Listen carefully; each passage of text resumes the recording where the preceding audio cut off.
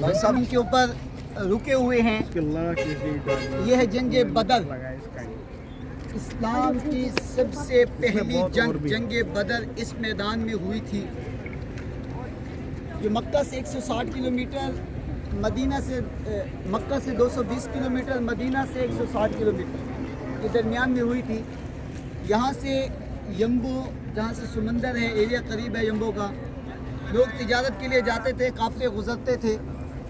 अल्लाह के रसूल सल्लल्लाहु अलैहि वसल्लम 12 रमज़ानुल मुबारक को मदीना से रवाना हुए। 17 रमज़ानुल मुबारक को ये जंग हुई।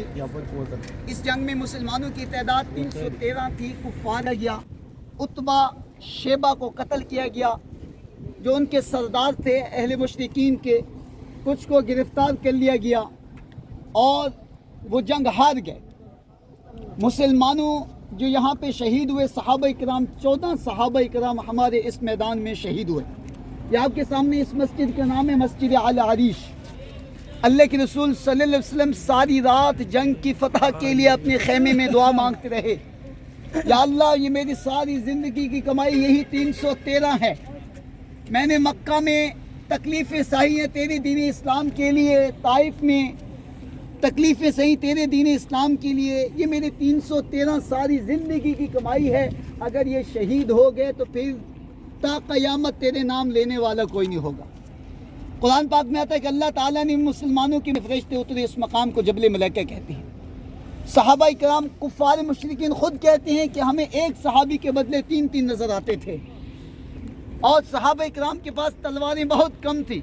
अल्लाह के रसूल सल्लल्लाहु अलैहि वसल्लम ने खजियों के पहले कुफ़ार का लश्कर आया तो वो ऊंची जगह पे पड़ाव किए।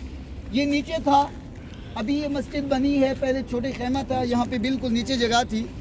तो सहाबा इकराम इस साइड पे थे, कुफ़ार उस साइड पे थे। तो आमने सामने हुआ तो कुफ़ार के 3 आदमी आए और सहाबा इकराम के भी 3 लोग गए, जिसमें हज़रत अली, हज़रत हमज़ा और हज़रत अब्दुल्ला बिन जहश के बारे में आता है कि वो उनके थे। और हज़रत अली ने 2 को जहन्नम वासिल कर दिया। जब उनको जहन्नम वासिल किया तो फिर आमने सामने उस वक्त घुमसान की लड़ाई शुरू हुई, जिसमें हमारे 14 सहाबा इकराम और कुफ़ार के बहुत बड़े जो उनके रहनुमा थे उनको जहन्नम वासिल किया गया। अबू जहल को 1-2 बच्चे थे जिनका नाम मुआज़ और मुअव्विज़ था। वो बार बार पूछते रहे कि अल्लाह के रसूल के दुश्मन कौन हैं।